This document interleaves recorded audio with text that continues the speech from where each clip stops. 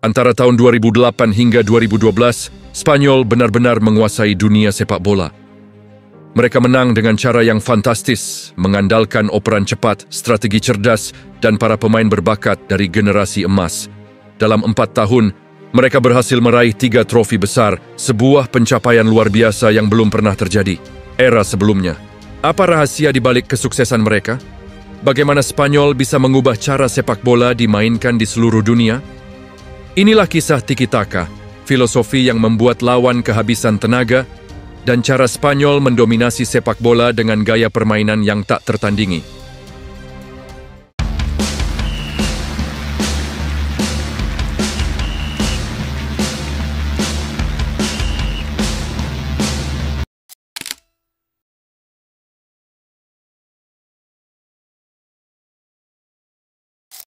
Sebelum Spanyol berjaya di dunia sepak bola, mereka hanya dikenal sebagai raja kualifikasi. Selalu tampil kuat di babak kualifikasi, tapi gagal bersinar di turnamen besar. Masalah utamanya, mereka belum punya filosofi dan identitas permainan yang jelas. Hingga akhirnya, pada tahun 2004, datanglah seorang pelatih bernama Luis Aragonés. Dialah orang yang mengubah segalanya. Setelah kegagalan di Euro 2004 di bawah asuhan Iñaki Saez, Spanyol tersingkir di fase grup, memperpanjang kutukan lama mereka sebagai tim yang selalu menjanjikan tetapi gagal di panggung besar. Aragonés, yang dikenal sebagai El Sabio de Hortaleza, sang bijak dari Hortaleza, datang dengan pengalaman melatih klub-klub besar seperti Atletico Madrid dan Barcelona. Namun, tugasnya kali ini jauh lebih berat, mengubah mentalitas timnas Spanyol yang rapuh dan membangun identitas baru. Luis Aragonés melakoni turnamen besar pertamanya bersama Spanyol pada Piala Dunia 2006. Di bawah asuhan Luis Aragonés, Spanyol datang ke Piala Dunia 2006 dengan skuad yang cukup menjanjikan. Pemain-pemain muda berbakat seperti Xavi, Iniesta, Cesc Fabregas, Sergio Ramos, hingga David Villa dan Fernando Torres mulai mendapat kepercayaan. Aragonés juga mulai menerapkan gaya main baru, penguasaan bola, dan umpan-umpan pendek yang disebut dengan Tiki Taka. Di Piala Dunia 2006, Spanyol bergabung di grup H bersama Ukraina, Tunisia, dan Arab Saudi. Spanyol tampil ganas. Mereka menyapu bersih 3 pertandingan. Di laga pertama, Spanyol berhasil membantai 4-0 Ukraina. David Villa berhasil mencetak 2 gol. 2 gol lagi dicetak Fernando Torres dan Xabi Alonso.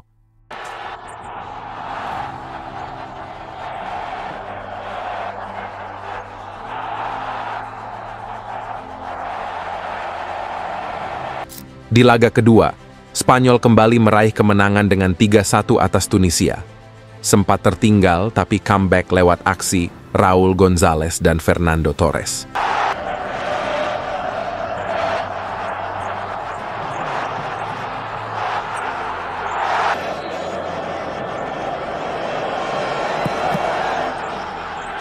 Sudah memastikan lolos ke babak 16 besar Luis Aragonés dengan catatan sempurna, 9 poin, 8 gol, cuma kebobolan 1. Fans mulai berharap, mungkinkah ini akhirnya jadi momen mereka bersinar di turnamen besar? Sayangnya, mimpi itu pupus di babak 16 besar. Spanyol bertemu Prancis yang masih diperkuat legenda seperti Zidane, Henry, dan Vieira. Sempat unggul lebih dulu lewat penalti David Villa, tapi Prancis membalikkan keadaan jadi 1-3. Gol Zidane di menit akhir menutup perjalanan Spanyol di turnamen ini. Kekalahan ini jadi tamparan keras buat Aragonés. Tapi bukannya menyerah, dia justru melihat ini sebagai batu loncatan untuk membangun Spanyol yang lebih kuat. Ia membuang pemain-pemain senior yang dianggap tidak cocok dengan gaya main barunya dan mempercayakan tim kepada generasi emas yang lebih muda. Aragonés tahu bahwa perubahan radikal diperlukan, bukan hanya dalam taktik, tetapi juga dalam pola pikir. Langkah pertama Aragonés adalah membongkar hierarki lama. Keputusan paling kontroversialnya, mencoret Raúl González, kapten dan pencetak gol terbanyak sepanjang masa Spanyol saat itu. Luis Aragonés, posiblemente el seleccionador más discutido. Banyak yang mengkritiknya, tetapi Aragonés tetap teguh. Saya tidak melatih nama, saya melatih tim. Ia ingin menghilangkan ketergantungan pada individu dan membangun kolektivitas. Raul, meski ikonik, dianggap tidak cocok dengan visi barunya yang mengutamakan kerjasama. Aragones juga mengubah budaya tim. Ia menanamkan rasa percaya diri dan kesabaran, mendorong para pemain untuk percaya bahwa mereka bisa bersaing dengan raksasa seperti Brasil, Argentina, Prancis, atau Jerman. Dalam wawancara, ia pernah berkata, "Kita punya pemain hebat, tapi kita harus bermain sebagai satu kesatuan, bukan sebagai bintang-bintang terpisah."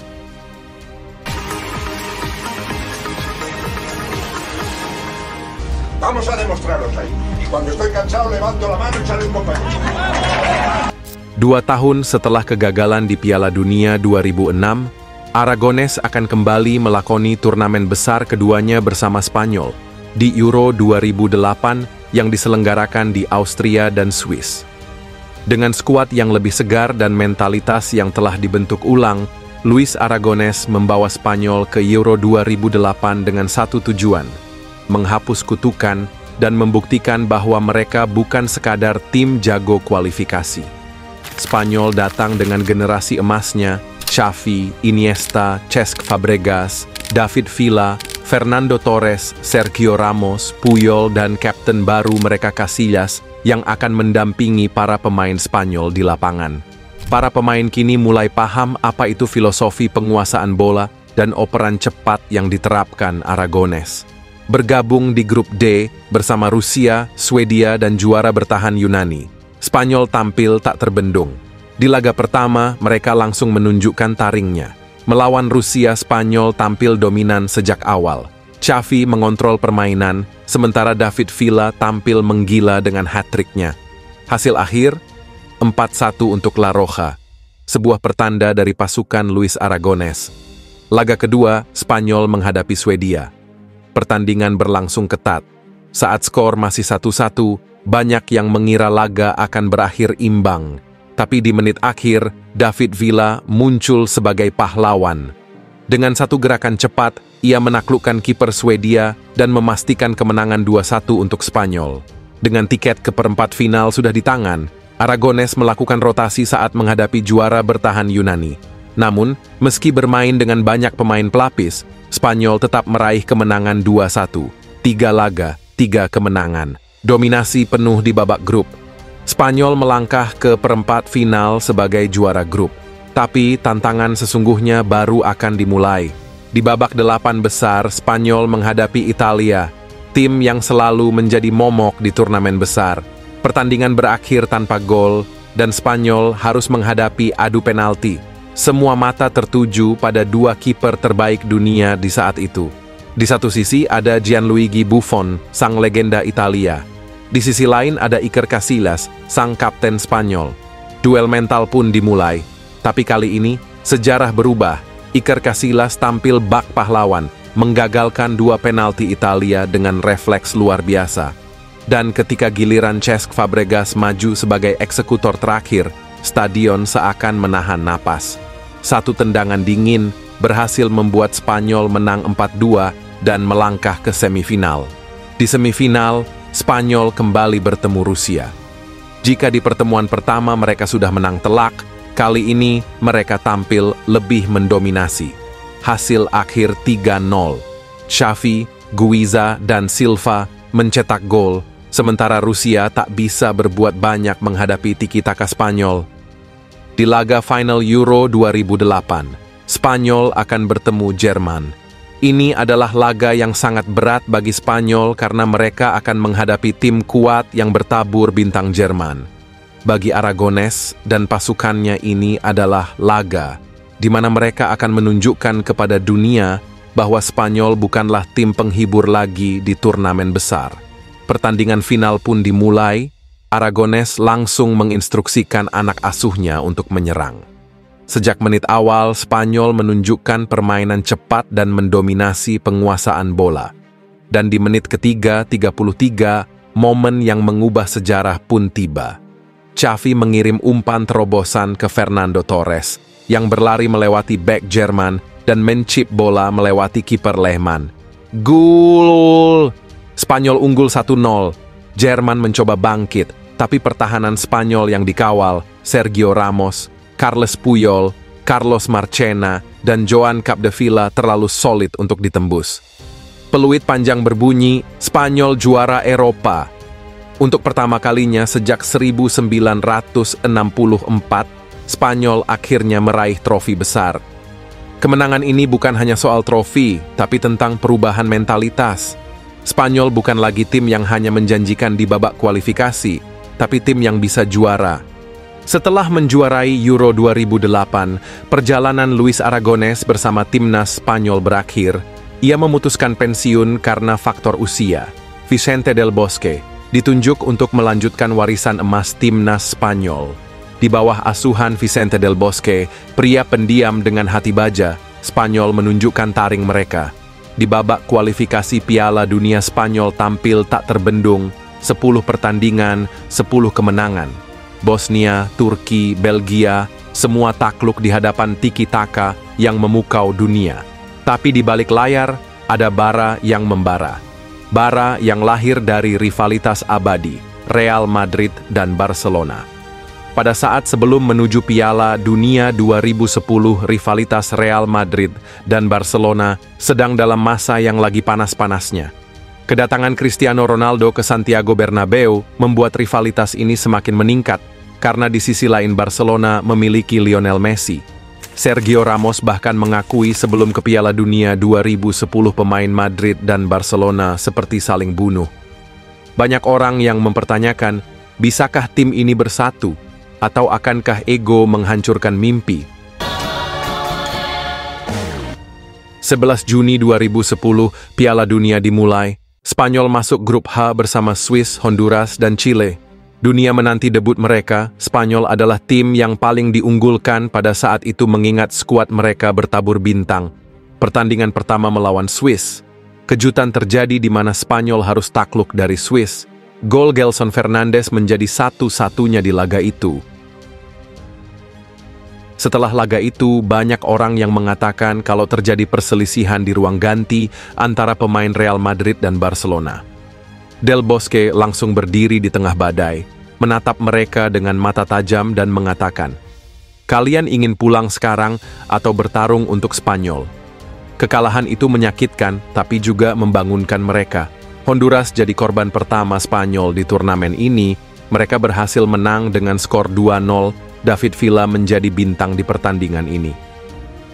Lalu di laga terakhir mereka kembali meraih kemenangan atas Chile 2-1 dengan gol dari Villa dan Iniesta. Spanyol lolos sebagai juara grup. Di babak 16 besar, Portugal menanti dengan Cristiano Ronaldo yang haus gol. Pertandingan ketat, 0-0 hingga menit 63, Villa kembali jadi penyelamat, 1-0. Spanyol melaju ke babak 8 besar. Para pemain mulai mempercayai satu sama lain. Perempat final melawan Paraguay adalah ujian sejati. Skor 0-0, penalti gagal dari kedua tim, hingga Villa muncul lagi di menit 83. 1-0, Spanyol berhasil menyudahi perlawanan sengit dari Paraguay dan melaju ke babak semifinal. Jerman menanti di semifinal, raksasa yang menghancurkan Inggris dan Argentina. Spanyol bermain hati-hati. Puyol, sang prajurit Barcelona, menyundul bola dan gol kemenangan terjadi di menit 73. 1-0 Spanyol berhasil lolos final Piala Dunia 2010. 11 Juli 2010, Soccer City, Johannesburg. Final melawan Belanda. Pertandingan brutal, 14 kartu kuning, tendangan kungfu Nigel de Jong ke dada Xabi Alonso. Skor 0-0 hingga perpanjangan waktu. Menit 116, dunia menahan napas. Cesc Fabregas mengoper, dan Andres Iniesta melepaskan tembakan. Gol, 1-0, sorak-sorai mengguncang stadion. Di detik itu, rivalitas lenyap, hanya ada Spanyol. Spanyol juara dunia 2010 untuk pertama kalinya. Del Bosque berhasil mengontrol ruang ganti. Dari konflik Real Madrid dan Barcelona, lahir legenda La Furia Roja. Dan di Afrika Selatan, dunia menyaksikan, bahkan musuh bisa menjadi saudara demi satu tujuan. Setelah mengukir sejarah dengan menjuarai Euro 2008 dan Piala Dunia 2010, Spanyol datang ke Euro 2012 sebagai tim yang harus dikalahkan. La Furia Roja dipandang sebagai favorit utama, tetapi ada pertanyaan besar. Bisakah mereka mempertahankan dominasinya di tengah semakin berkembangnya kekuatan tim-tim Eropa lainnya? Di babak kualifikasi, Spanyol menunjukkan kelasnya. Mereka memenangkan seluruh 8 pertandingan di grup 1, mencetak 26 gol, dan hanya kebobolan 6 kali. Dengan performa luar biasa ini, ekspektasi publik dan media pun sangat tinggi. Vicente del Bosque masih menjadi pelatih, dan sistem permainan tiki-taka yang diperkenalkan sejak era Luis Aragonés tetap menjadi senjata utama Spanyol. Spanyol membawa skuad bertabur bintang ke Polandia dan Ukraina. Beberapa pemain kunci dari generasi emas 2008 sampai 2010 masih menjadi andalan dengan kombinasi pengalaman dan teknik tinggi. Spanyol tergabung di grup C bersama Italia, Kroasia, dan Republik Irlandia. Pertandingan pembuka yang penuh tensi. Italia unggul lebih dulu lewat Antonio Di Natale di menit ke-61, tetapi hanya berselang 3 menit, Cesc Fabregas menyamakan kedudukan setelah kerja sama apik dengan David Silva. Pertandingan ini menunjukkan kejeniusan taktik Italia yang menggunakan 3 bek serta strategi Del Bosque yang masih bereksperimen dengan false nine. Laga kedua Spanyol bangkit dengan dominasi penuh. Fernando Torres mencetak 2 gol, sementara David Silva dan Cesc Fabregas masing-masing menambah 1 gol. Spanyol mengakhiri laga dengan kemenangan 4-0. Permainan tiki-taka benar-benar membongkar pertahanan Irlandia dan Spanyol mulai menunjukkan level terbaiknya. Laga sulit melawan Kroasia yang bertahan dengan sangat disiplin. Gol kemenangan baru datang di menit ke-88 melalui tendangan Jesus Navas setelah umpan brilian dari Iniesta. Kemenangan ini memastikan Spanyol lolos sebagai juara grup. Di perempat final, Spanyol bertemu Prancis. Prancis mencoba meredam tiki-taka dengan pertahanan yang dalam, tetapi taktik Del Bosque terbukti lebih unggul. Xabi Alonso menjadi pahlawan dengan 2 gol, 1 melalui sundulan dan 1 penalti. Spanyol menang 2-0 dan berhasil melaju ke semifinal. Spanyol bertemu Portugal. Laga paling menegangkan bagi Spanyol. Portugal dengan Cristiano Ronaldo memberikan perlawanan sengit dan memaksa laga hingga adu penalti. Iker Casillas kembali menunjukkan kelasnya dengan menggagalkan penalti Joao Moutinho, sementara Cesc Fabregas mengeksekusi penalti penentu kemenangan Spanyol berhasil melaju ke partai final. Final ini menjadi puncak dari supremasi tiki-taka. Spanyol tampil luar biasa, membongkar pertahanan Italia dengan kombinasi umpan pendek cepat yang mematikan. Menit 14, gol pertama dicetak David Silva setelah umpan silang dari Cesc Fabregas. Menit 41, Jordi Alba menggandakan keunggulan dengan lari cepat dan penyelesaian brilian setelah umpan terobosan dari Xavi. Menit 84, Fernando Torres masuk sebagai pemain pengganti dan mencetak gol ketiga, menegaskan dominasinya di turnamen. Menit 88, Juan Mata menutup pesta dengan gol keempat setelah assist dari Torres. Italia yang tampil solid sepanjang turnamen dibuat tak berdaya oleh Spanyol. Dengan kemenangan ini, Spanyol menjadi tim pertama yang memenangkan 3 turnamen besar berturut-turut: Euro 2008, Piala Dunia 2010, Euro 2012. Euro 2012 bukan hanya sekadar trofi bagi Spanyol. Mereka berhasil memecahkan kutukan juara Euro. Sebagai tim pertama yang berhasil back-to-back di kompetisi Eropa tersebut. Dominasi tiki-taka. Spanyol memperlihatkan bahwa sepak bola berbasis penguasaan bola bisa mendominasi level tertinggi. Generasi emas yang tak tertandingi. Skuad Spanyol dianggap sebagai salah satu yang terbaik dalam sejarah sepak bola. Inspirasi bagi generasi berikutnya. Banyak tim mencoba meniru gaya permainan Spanyol, termasuk klub-klub besar di Eropa. Setelah Euro 2012, kejayaan Spanyol perlahan meredup. Tiki-taka mulai kehilangan efektivitas dan regenerasi berjalan lambat. Namun sekarang, generasi baru telah muncul kembali, seperti Pedri, Lamine Yamal, Fabian Ruiz, dan Nico Williams, membawa harapan baru bagi La Roja. Dan pada Euro 2024, Spanyol kembali ke puncak dengan gaya permainan yang masih berakar pada tiki-taka. tetapi lebih adaptif. Dominasi Spanyol antara 2008 sampai 2012 bukan hanya sekadar koleksi trofi. Itu adalah revolusi dalam sepak bola, sebuah era yang membuktikan bahwa teknik, strategi, dan kerjasama tim bisa mengalahkan kekuatan fisik. Sebuah era yang akan selalu dikenang dalam sejarah sepak bola dunia. Terima kasih yang sudah menonton, jangan lupa like, komen, dan subscribe. Sampai jumpa di video selanjutnya.